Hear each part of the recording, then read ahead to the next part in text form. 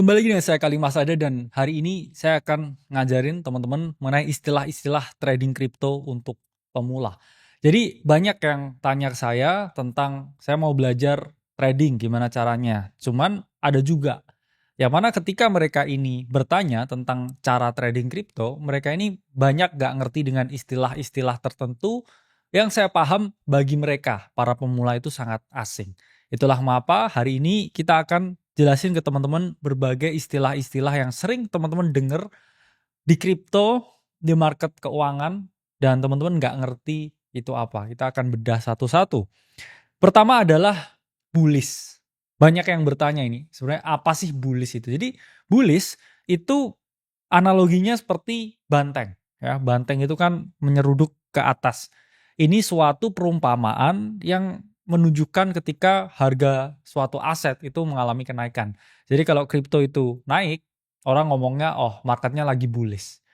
Ya, jadi apa? Jadi dia menyeruduk ke atas ya seperti seorang ya, seekor banteng yang mana ini biasanya ya favoritnya para investor. Kenapa? Karena mereka para investor itu hanya bisa memperoleh keuntungan ketika market itu sedang bullish. Karena mereka membeli di harga yang lebih murah dan berharap itu mengalami kenaikan. Dan kenaikan itu hanya bisa ya teman-teman lihat ketika marketnya itu sedang bullish. Nah bullish contoh penggunaannya misalkan oh sentimen lagi bagus nih, market lagi bullish. Nah praktiknya ketika teman-teman mau trading dan mengetahui market ini sedang akan OTW bullish, teman-teman positioning melakukan pembelian. Artinya apa? Artinya teman-teman harus menjadi seorang trend follower. Trennya apa nih? Bullish. Oke, berarti harga mau naik. Nah, sebelum dia mengalami kenaikan yang eksponensial, nah di situ saya melakukan yang namanya pembelian. Oke? Dan selanjutnya lawan dari bullish itu adalah bearish. Bearish itu adalah ketika harga itu mengalami penurunan. Oke, bearish, bear. Kenapa itu dari beruang ya? Karena beruang itu kan memiliki serangan ya. Kalau kita ngomong apa ini ya?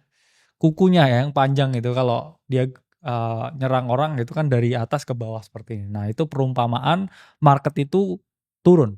Ada juga orang yang ngomong ya bahwa bear atau beruang itu kan memiliki karakteristik ketika mereka itu udah cukup ya cari makannya terus mereka itu menghilang. Ya, jadi mereka itu hanya keluar ketika mereka sedang mencari makan ya, makanan persediaan cukup mereka udah sembunyi.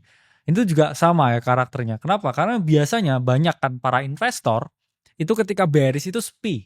Ya, nggak ada influencer bikin konten ya dan lain sebagainya. Tapi tetap kita yang masih di sini. Jadi kalau teman-teman nggak peduli marketnya mau bull, mau bear dan mau bergabung ya ke komunitas gratis kita, klik ya link Discord di bawah. Jadi contoh penggunaan ya ini lagi bearish nih. Ethereum kayaknya harganya nggak rally-rally. Nah, itu terms yang bisa teman-teman gunakan. Nah, praktik dalam trading, kalau teman-teman lihat harga berpotensi bearish, teman-teman sebagai seorang investor ya teman-teman melakukan yang namanya trimming, jual beberapa, dirubah ke stablecoin. Berharap apa? Nanti kalau dia turun lebih lanjut, teman-teman ini portofolionya relatif aman. Tapi kalau teman-teman ini trader juga udah lebih pro, teman-teman bisa ya ambil ya approach yang lain, di mana teman-teman ini trading di market derivatif. Jadi teman-teman ini bisa ambil yang namanya short selling. Jadi ketika market itu bearish, teman-teman bisa memperoleh keuntungan dengan membeli kontrak perdagangan short. Artinya apa? Teman-teman buka kontrak perdagangan short di atas dan ketika harga dari suatu aset itu mengalami penurunan, teman-teman justru nggak mengalami kerugian malah mengalami yang namanya keuntungan. Cuman harus hati-hati dengan trading derivatif karena ada leverage, ada margin dan ketika harga yang teman-teman ya itu bergerak ya tidak sesuai dengan analisa teman-teman atau arah teman-teman, hati-hati terkena margin call. Jadi teman-teman harus menghitung juga margin yang teman-teman miliki. Istilah ketiga yang sering teman-teman dengar yaitu adalah altcoin. Apa sih altcoin? Altcoin itu adalah alternatif coin. Ini adalah koin lain selain Bitcoin. Jadi Bitcoin ya udah dibuat ya sejak tahun 2008 dan setelah itu banyak orang yang menganggap Bitcoin ini tidak memiliki utilitas tertentu. Padahal sebenarnya teknologi blockchain ini bisa digunakan seluas mungkin. Akhirnya apa? Banyak orang yang membuat koin alternatif dari Bitcoin yang disebut juga dengan altcoin. Nah, contoh ya penggunaannya misalkan teman-teman ada mikir, oke, Saya ini mau invest selain Bitcoin ya, altcoin juga mungkin bisa saya beli yang lain. Contoh, ada Ethereum, ada BNB, ada Cardano, ada Hyperliquid, ada Aster. Itulah contoh-contoh dari alternatif koin. Kenapa orang biasanya berinvestasi di sini? Ya jawabannya karena mereka itu bosen hanya invest Bitcoin aja. Di sisi lain ya altcoin-altcoin ini juga kadang ya ada narasi-narasi tertentu yang mana dia ada potensi kenaikan yang jauh lebih tinggi daripada Bitcoin. Itu disebut juga dengan altcoin season. Ya, yang mana terakhir kali ini terjadi yaitu di 2021 dan di siklus ini kita belum melihat pergerakan altcoin yang begitu signifikan. Jadi praktik dalam trading kalau teman-teman udah spotting ya altcoin ini mau mengalami rally, ini bisa teman-teman lihat dari chart di TradingView namanya others atau total 3. Nah, kalau misalkan teman-teman melihat ya ada potensi kenaikan dari others atau total 3, berarti oke ini ada pertanda altcoin ini bakal mengalami yang namanya rally. Jadi teman-teman membeli aset lain selain Bitcoin karena kenaikannya itu jauh lebih tinggi. Bitcoin naik 10%, altcoin ini bisa naik 30-40%. Cuman downside-nya juga sama, Bitcoin turun 10%, ini aset bisa turun 80%. Ya, terakhir kita lihat di 10 Oktober 2025 kemarin. Istilah yang sering menjebak retail, yaitu adalah FOMO. Apa sih FOMO? FOMO itu adalah fear of missing out. Ketika harga suatu aset bergerak bullish atau bearish juga, teman-teman FOMO. Kalau bullish ya, teman-teman tuh FOMO beli. Ya, itulah mengapa kadang orang beli di pucuk terus harga turun lagi. Tapi kalau bearish, kadang orang juga FOMO jual. Takut harganya itu drop lebih parah lagi. Jadi aksi secara impulsif itu adalah FOMO. Ya, jadi FOMO itu adalah suatu bentuk kecacatan berpikir yang teman-teman alami ketika teman-teman ini biasanya juga melihat media sosial ya. Ada misalkan page Instagram ngomong, "Oh, Bitcoin sentuh 95.000, FOMO. Aku ketinggalan nih, ya beli. Besoknya ternyata merah ya.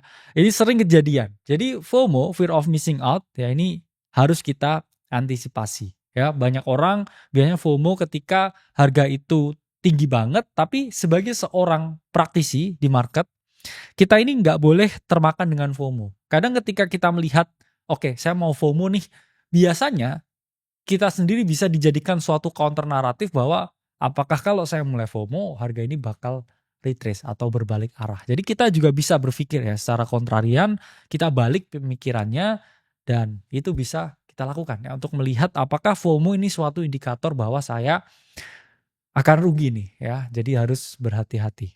Selanjutnya ada FUD.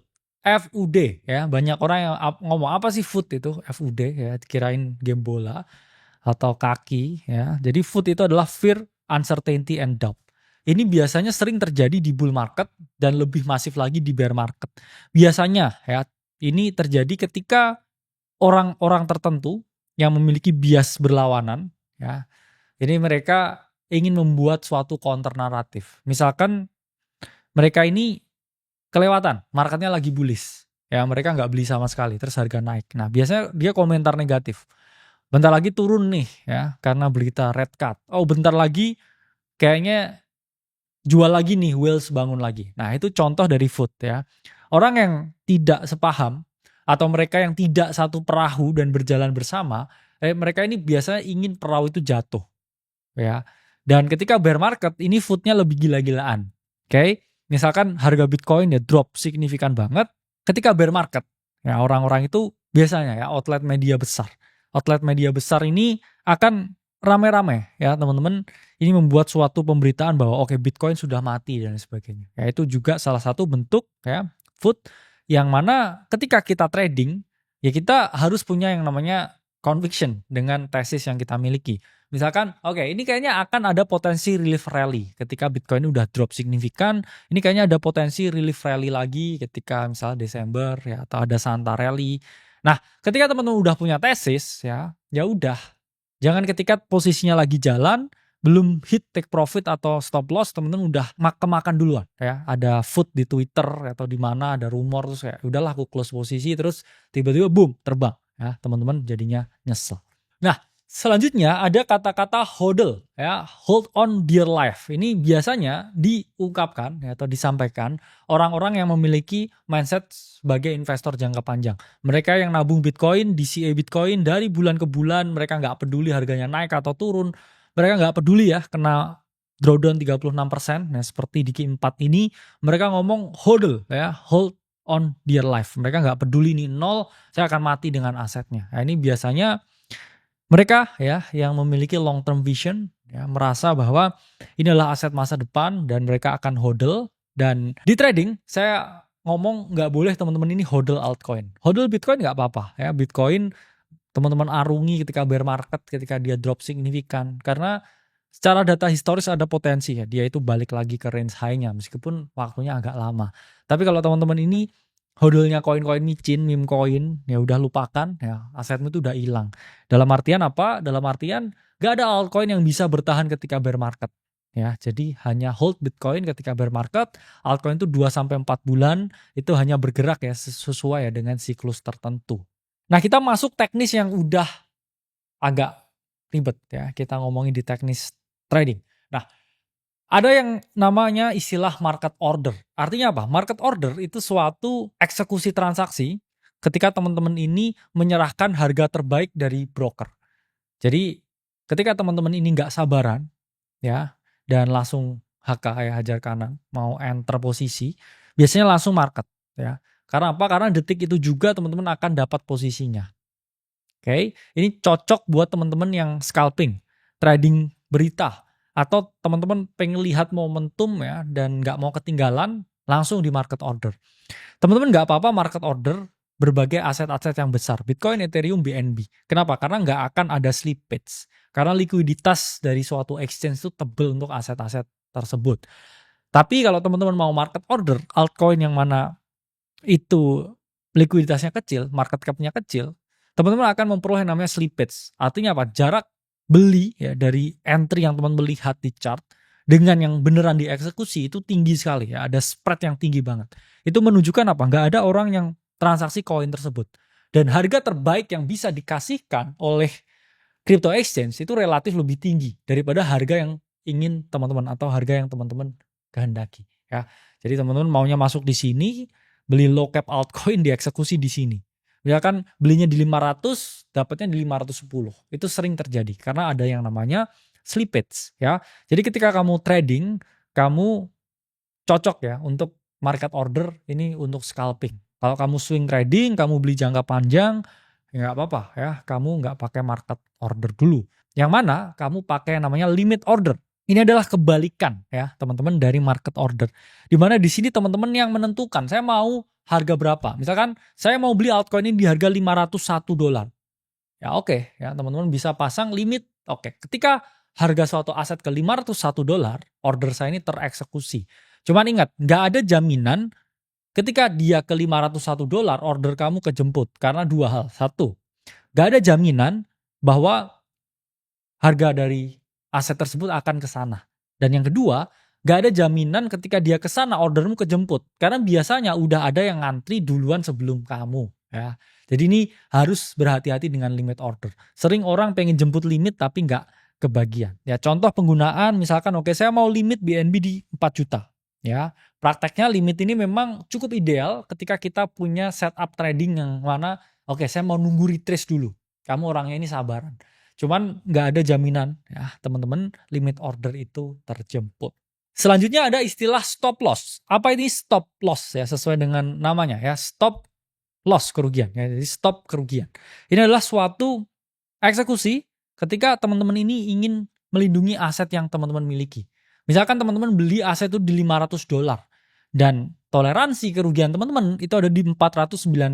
Misal, ini kalau harga turun ya di bawah $500 karena saya beli di support kuat $500.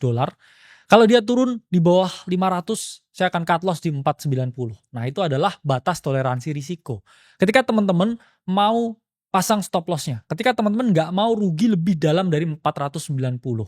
Karena ketika dia ke 450 ya, teman-teman itu udah rugi sekitar 10%. Ya, jadi teman-teman nggak mau rugi ya lebih dari 5%, saya stop loss ketat. Nah, itu adalah suatu eksekusi, suatu metode, suatu perlindungan yang teman-teman lakukan ketika teman-teman ini memasang yang namanya stop loss. Dan praktik dalam trading, ya misalkan teman-teman buka posisi 100.000, saya nggak mau rugi lebih dari 10.000. Ya, jadi ketika aset itu drop 10%, teman-teman udah melakukan yang namanya stop loss. Dan ini penting bagi trading, terutama ketika teman-teman margin trading, leverage trading. Karena apa? Karena ada yang namanya margin. Kalau teman-teman pakai leverage ya 10x dan teman-teman posisinya itu drop 10%, ya posisi dari teman-teman ini bisa terlikuidasi ya. Jadi jangan sampai ya teman-teman margin trading, leverage trading tapi tidak pakai stop loss. Kita bahas selanjutnya yang namanya ATH. ATH ini adalah all time high. Ini adalah suatu istilah yang menunjukkan bahwa harga dari suatu aset kripto itu udah berada di titik yang paling tinggi dibandingkan titik sebelumnya. Ya, misalkan Bitcoin all time high di 125.000. Nah, itu menunjukkan bahwa sebelumnya Bitcoin ini nggak pernah ada di harga 125.000. Nah, nanti ketika Bitcoin ke 127.000 misal ya ada potensi gitu ya, atau beberapa ya waktu ke depan ke sana ya, atau misalkan Bitcoin ke $1 juta, yaitu berarti Bitcoin sentuh harga ATH-nya ya, atau harga all time high-nya. Dan di sini bisa teman-teman lihat ya, contoh misalkan Ethereum tembus 50 juta, atau Ethereum ke $5.000, Ethereum ke $10.000. Nah, ini berarti dia menembus yang namanya all time high baru. Praktik dalam trading ya, ini teman-teman harus hati-hati. Kenapa? Karena biasanya teman-teman harus mewaspadai ya istilah yang namanya mereka sell on all time high. Jadi ketika harga itu all time high, banyak orang yang berbondong-bondong. Kenapa? Karena mereka mikir, saya udah cukup cuan, saya nggak mau terjebak euforia. Dan biasanya ketika setelah all time high, harga dari market, yaitu ada harga dari suatu aset itu reverse dan dia mengalami yang namanya penurunan. Selanjutnya ada yang namanya pump and dump. Ya, jadi pump and dump itu adalah suatu skema manipulasi di mana beberapa kelompok tertentu berharap ya harga dari suatu aset ini mengalami kenaikan atau pump, dan ketika dia pump, dia akan nyuruh orang ini untuk beli ya, atau orang ini masuk ke posisi. Nah, ketika orang masuk posisi, yang terjadi selanjutnya adalah dump atau harga ini mengalami penurunan. Kadang juga ya, ini juga terjadi di dalam suatu skema yang mana market ini terlalu volatile. Ya, kadang di dalam intraday Bitcoin kita juga bisa ngomong ya, ketika Bitcoin ini naik dan juga turun di sesi yang sama, itu pun juga bisa diomong suatu pump and dump. Ya, pump and dump yang mana itu asetnya kecil, ya orang bisa ngomong ya market manipulation atau market influence dan lain sebagainya. Tapi kalau marketnya gede, levelnya Bitcoin, ini mungkin ya kita ngomong juga suatu manipulasi ya dari para whale. Jadi jangan FOMO ya intinya. Apalagi pump and dump ini sering terjadi ketika market itu ada dalam news tertentu ya. Misalkan ini FOMC nih ya. Teman-teman harus sangat hati-hati, teman-teman harus sangat mawas diri ya dengan potensi yang ada. Karena apa? Sering kali ya market itu pump and dump di FOMC. Atau juga ketika weekend ya. Misalkan minggu malam nge-pump ya, biasanya Senin pagi retrace dan seterusnya. Selanjutnya ada whale ya. Whale itu paus. Ya, paus itu merupakan suatu istilah bagi mereka yang memiliki aset dalam jumlah besar atau mereka yang memiliki cash dalam jumlah besar. Sehingga mereka ini bisa menginfluence pergerakan harga di market. Jadi whale ya itu adalah mereka yang mana mereka biasanya ya punya aset dalam jumlah besar dan mereka ini sering ya mempengaruhi pergerakan harga di market. Jadi para whale ya ini sering juga harus diwaspadai pergerakannya. Contoh ya, yang beberapa hari yang lalu ya, beberapa minggu ini, di mana whale-whale di era Satoshi ini mulai muncul. Yang mana biasanya ketika whale-whale itu muncul, kita harus mewaspadai ya puncak ya akhir dari siklus Bitcoin.